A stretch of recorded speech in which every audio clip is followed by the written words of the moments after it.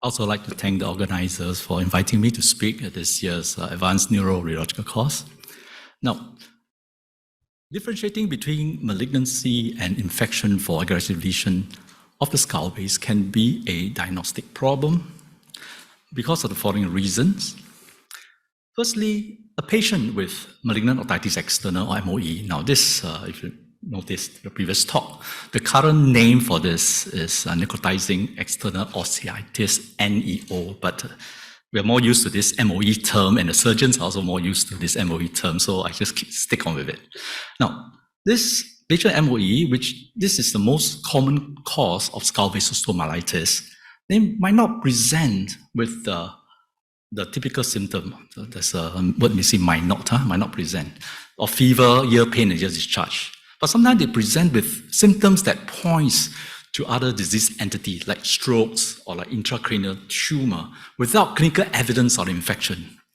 And secondly, both MOE and nasopharyngeal carcinoma, or NPC, which is prevalent in our local population and not infrequently involving the skull base, can sometimes present very non-specific symptoms that do not raise a suspicion for the respective diseases. So these changes became something like an incidental finding, picked up, right? Totally unexpected, and especially on the CT scan brain. So what does this result? For the referring clinician, this will result in he or she ordering an initial imaging investigation that's not the most appropriate to assess skull-based lesions or disc space lesion, but most of the time resulting in CT scan being ordered instead. And for the radiologist who's reporting, when he or she pick up the sign on the skull base, the aggressive changes, the lesions there, the first thing he or she will think of will be malignancy, without considering whether can it be an infection, because patient doesn't present clinically as an infection. Now, MOE can also result in a mass in the nasopharynx, both clinically and radiologically. Let's mimic NPC. And this adds to the confusion. And several other imaging features in infection malignancy overlap, like body destruction, marrow changes, pattern of spread, the infiltrative nature of the disease, etc. And so over the years, the challenges that I've seen in the diagnosis of aggressive lesions that involve a skull base is most frequently the misdiagnosis of MOE as NPC. Particularly if this involves the initial imaging investigation of CT scan brain. And less frequently, there are difficulty also in differentiating between MOE and squamous cell carcinoma of the external audit canal. Sometimes these two coexist, that's make it more difficult. Now, if you misdiagnose MOE as NPC, this will lead to, firstly, a delay in the onset of the treatment for MOE, which is antibiotic therapy, IV. And further unnecessary investigation, such as biopsy, the biopsy of nasopharynx, which is not necessary for MOE. So, these two cases, this is MOE, aggressive lesion, nasopharynx involving the various spaces, parapharyngeal space, prevertebral space, MOE, and this is NPC. These are taken from CT scan brain. So, don't they look alike? MRI T1 non-contrast, again, this case, MOE showing infiltrative lesion involving the disc space of the neck, involving longus colli muscle, and then some marrow changes, MOE. And this is NPC. So again, looks alike. Bone window, you see vitreous apex, clivus involved, you see bony changes, MOE. And this NPC, again, similar looking changes on the vitreous apex. These two are examples between MOE and squamous cell carcinoma external audit canal. A lesion in the external audit canal, eroding the skull base, and it begins eroding into the carotid canal. And this case, squamous cell carcinoma external ear, mass lesion in the external ear, eroding the carotid canal.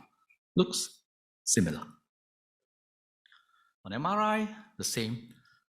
This T1 postgap, enhancing lesion from the external audit canal, spreading the deep spaces of the neck. And this is MOE, this squamous cell carcinoma from external audit canal, spreading the deep spaces of the neck, similar pattern of spread and involvement. So now I'd like to give you some cases examples to further illustrate the diagnostic challenges in differentiating between the infection and malignancy of the lesions that involve the skull base, in particularly getting the right diagnosis on infection. First case was a 76-year-old man, presented with history of right upper and lower limb weakness for a few days. Now, patient had a history of diabetes. Note, it's a very important part of the history. Can you see my arrow? Okay, yeah.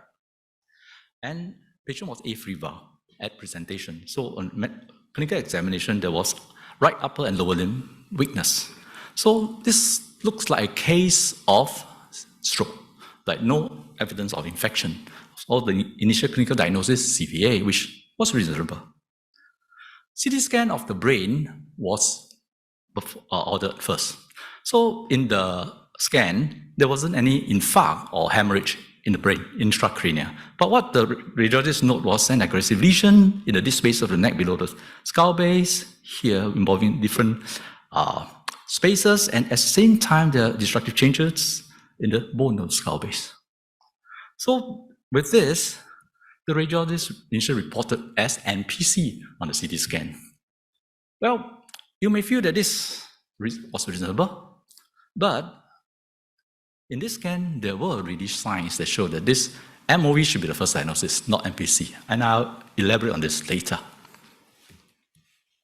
MRI was performed a few days later. It shows, again, infiltrative lesions involving the disc space of the neck, deep to the skull base, and there was involvement of the skull base, the marrow changes. Okay.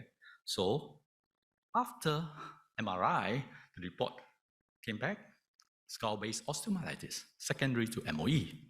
Now, looking back at the initial blood results, the WT was presented was already raised, so there was hint of infection. Although patient no fever, doesn't look toxic, glucose was poorly controlled. Now, CRP was then performed after the diagnosis of MOE was made on MRI.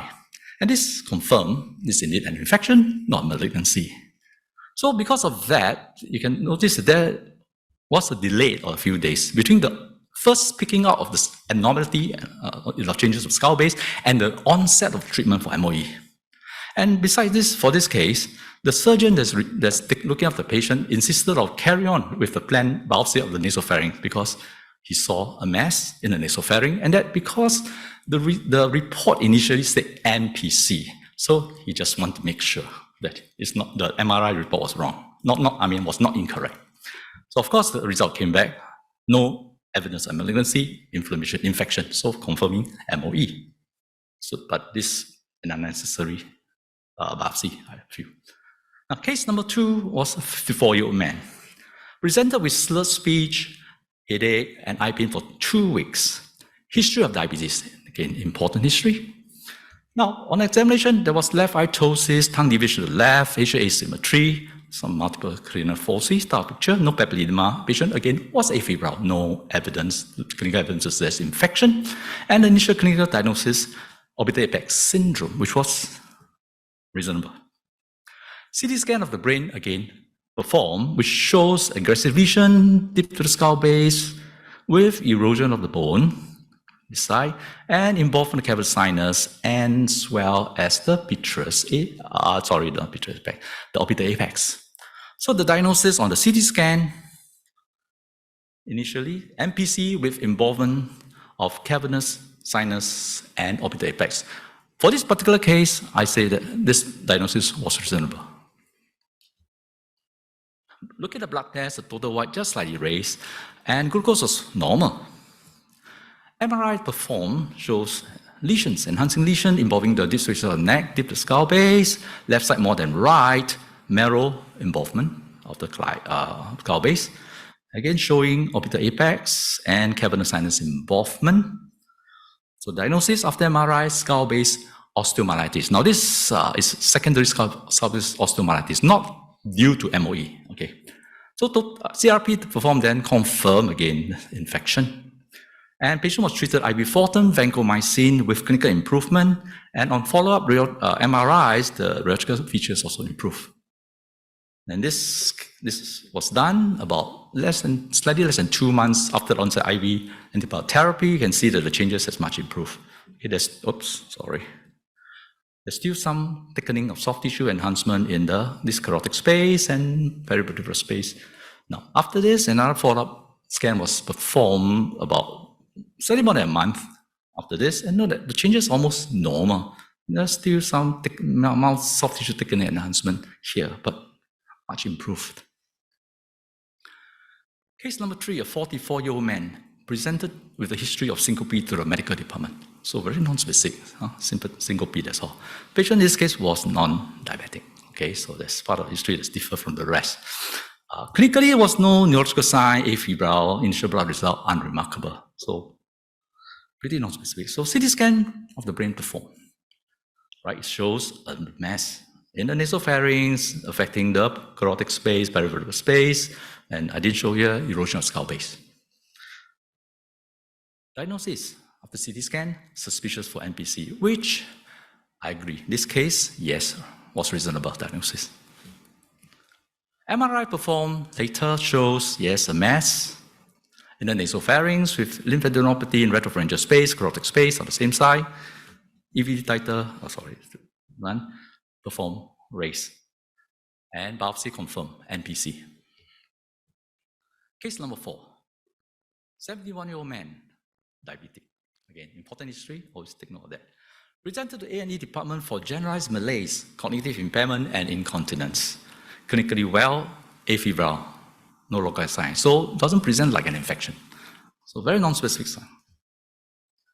Blood result, total normal, glucose slightly raised. CT scan brain performed intracranially, nothing very remarkable, but again, aggressive lesion deep to skull base with bone erosion, clivus eroded. So the report came out. After CT scan brain, suspicious for NPC. Again, may sound reasonable, but in the scan itself, there were signs that point that this should be MOE rather than NPC. I should elaborate on this later. So CT scan of the neck was performed, which shows again the lesions involving the various spaces of the neck, and diagnosis of the CT scan, neck, skull base, osteomyelitis secondary to MOE. Then CRP, ESR all raised. Confirming this was indeed an infection and not malignancy.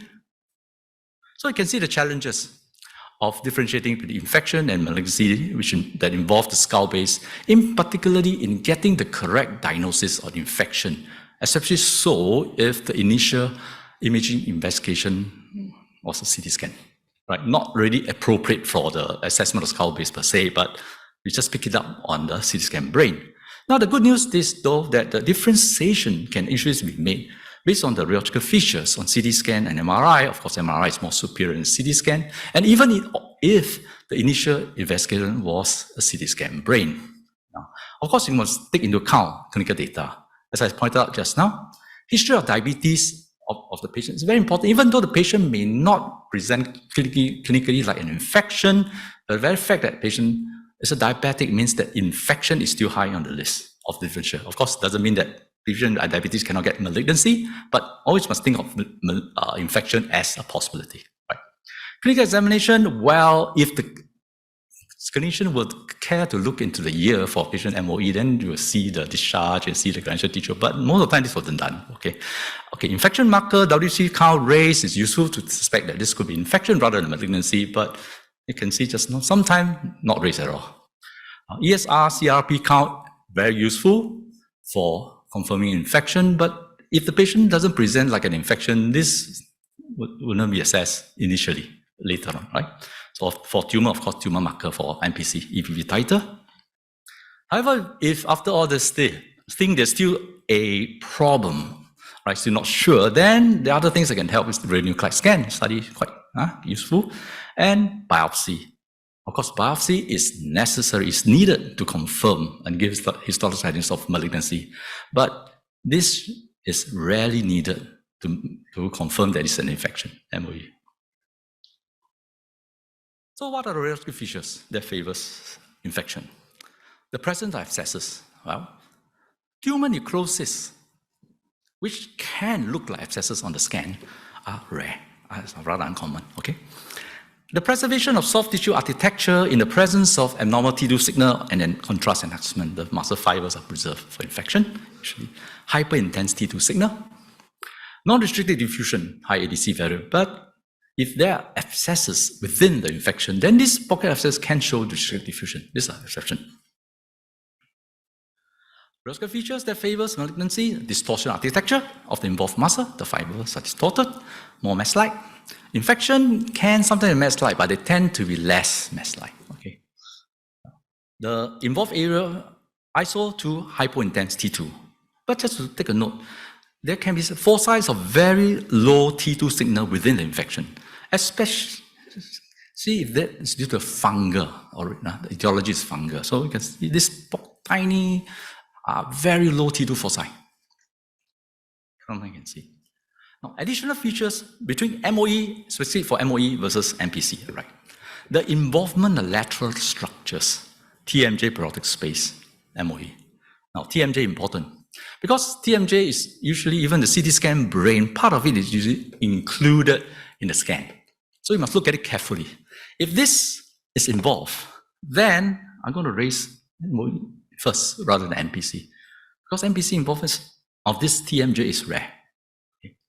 Now, overlying mucosa of the involved area smooth for MOE, whereas irregular for MPC. But having said that, this might not be that easily appreciated on the scan.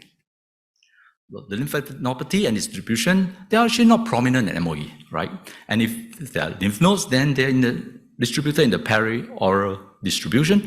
And lymphadenopathy is prominent, usually prominent in NPC, and distributed in the retropharyngeal space, carotid space, and posterior cervical space. So this, can see, sorry, can see abscesses. Sorry, I'm trying to get my, okay, yeah.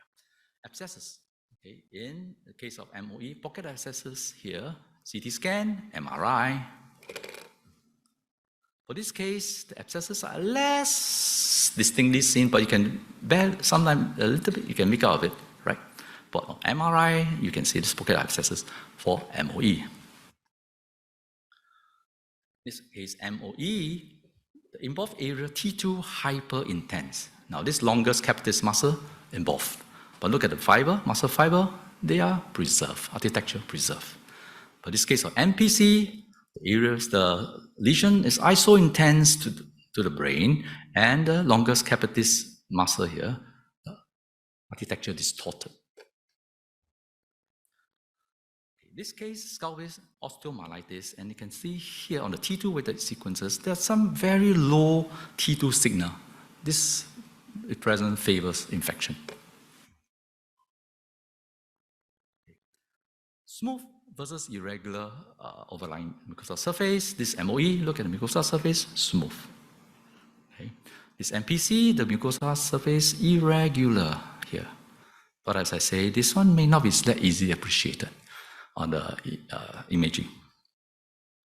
Okay. Involvement of lateralized structure, the TMJ. Now there's again aggressive lesion deep to the skull base with bony involvement of skull base, and note the retrocondylar fat here is replaced compared to here, and the thickening in the TMJ. MRI shows enhancing changes within the TMJ. The marrow shows some enhancement as well, and on this particular case, the erosion of the mandibular condyle. Right. As promised, I'm showing you why for the examples I gave you for case, sorry, this one. Okay, this one first. There's case 1 and case 4. I say that in the initial CT scan brain, this should be MOE rather than MPC. If you look carefully, the retrocondylar fat is involved, TMJ involved, and there may be some pocket abscesses. Okay, so it's already involved. So the original scan, if you look at that, if you careful, you notice these changes. First thing, and especially patient diabetic, you should raise MOE over MPC. Case number 4, similarly, retrocondylar fat. Right? It was involved. So this already should be MOE first. And now for case 2, which I say was reasonable, although it turned out to be infection, because this retrocondylar fat here was preserved, not involved. Why? Because this wasn't, this case of osteomyelitis or skull base wasn't because of MOE. It was blood-borne. So this is secondary osteomyelitis. So in this case, the retrocondylar fat is preserved, and this make it a bit more difficult. I mean, maybe a lot more, okay, to differentiate between infection and malignancy on the initial scan. Of course, after the proper dedicated scan, based on the other sign, you can make the differentiation. So this case, NPC, right? Patient with non-diabetic, case number 3, which, see, lateralized structure not involved. So based on this, and patient doesn't present like an infection, so NPC first. So this was correct. Now this is another case of MOE showing the involvement of the parotid gland, lateralized structures. Okay. This nodal distribution for MOE, not very big, and periauricular here, in this case, in intraparotid gland distribution. NPC, okay. Nodes are usually huge, retropharyngeal space, carotid space. So different type of distribution and the prominence. Now, NPC, mass. Now, nasopharynx, involving the previous longus capitis muscle. This MOE, less mass-like, right? Although maybe a bit mass-like, but generally the less mass-like in appearance.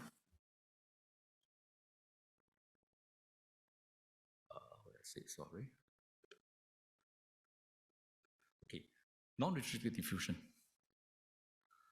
For this case of MOE, you see this area involvement, DWI and ADC high, except for this unrestricted diffusion, which represent pocket of abscess. Okay, so this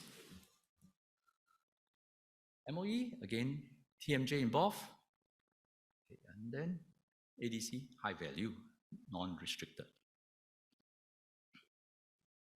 This case NPC, here, restricted diffusion, tumor.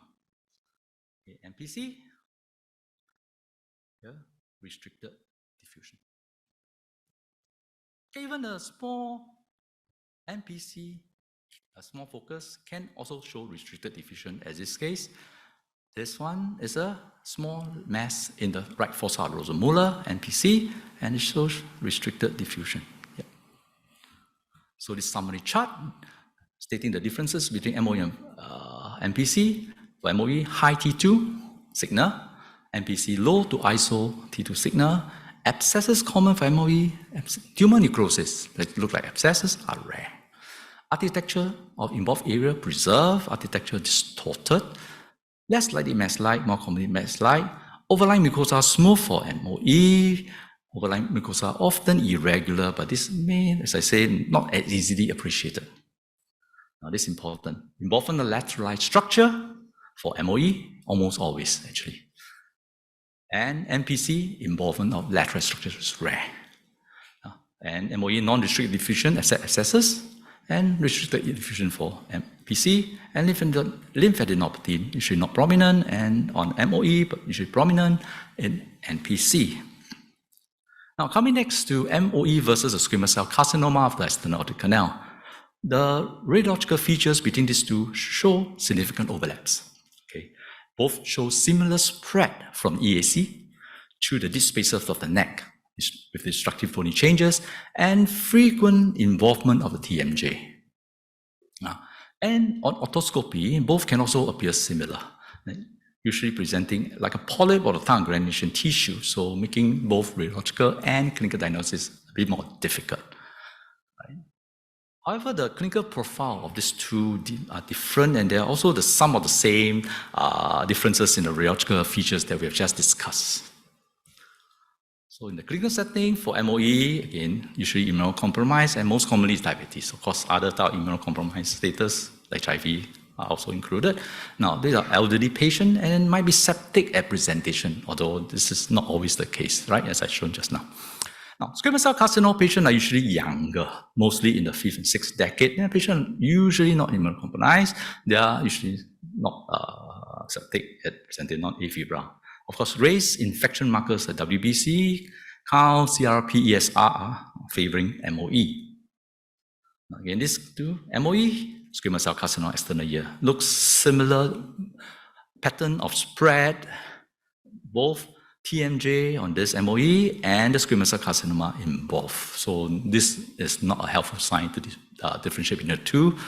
Mucosa surface smooth for squamous cell, mucosa surface smooth for MOE. These are not useful signs. But the more useful signs are the high T2 signal of MOE, the low T2 signal of squamous cell. Again, same thing, architecture preserved, architecture distorted for involved either squamous cell carcinoma, abscesses common, and also tumor necrosis also are not common for squamous cell carcinoma external ear. Non-restricted diffusion or restricted diffusion, in lymphadenopathy not prominent for MOE, and lymphadenopathy for squamous cell carcinoma usually is not that prominent, but sometimes they can present very massive lymphadenopathy. So this case, squamous cell carcinoma of the external ear, spreading deep, okay, restricted diffusion. Squamous cell carcinoma, restricted diffusion. This, another case, squamous cell carcinoma, restricted diffusion. Okay, this patient presented with left-sided swelling, facial swelling around the angle of jaw region, and the surgeon noticed some abnormal tissue in the left external aortic canal. Biopsy came back squamous cell carcinoma. Now, on the CT scan here, you can see there's not much, just a little bit of soft tissue. That's all very non-specific, and there isn't any bony destruction. But patient has massive lymphadenopathy in the parotid gland. So that's what the patient presented with. In this case, MOE, the pterygoid muscles here, although involved, abnormal signal, but the fiber preserved. This squamous cell carcinoma, the pterygoid muscle involved, and the architecture distorted. Now, radionuclide scan. Both PET scan and technetium-99 HMPAO WB scan are useful in helping to differentiate between infection and malignancy. Now, HMPAO, the name is that, okay, very long, I shall not attempt to pronounce it. Now, both tumors and infection will show uptake, but with different tracer avidity. The PET scan, there's higher avidity for tumor than infection. The SUV for tumors is greater than 3.5. And for technetium-99M HMPAO PBC scan, there is greater tracer avidity for infection. This case, MPC here, destructive lesion involving skull base. Note the uptake. It's in the orange, a red to orange range, so it's here. So definitely higher than 9 and above for the SUV value. This case, MOE, the architecture, T2 signal, involved area and architecture preserved.